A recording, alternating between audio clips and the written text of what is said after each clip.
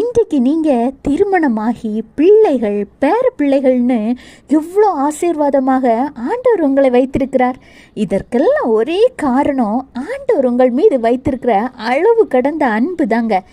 கஷ்டமே இல்லாத வாழ்க்கை இல்லை தான். ஆனாலும் அந்த கரடு முரடான பாதைகளையும் தாண்டி வந்து இத்தனை தூரம் ஆண்டவர் உங்களை ஆசீர்வதித்து வந்திருக்கிறார் தானே.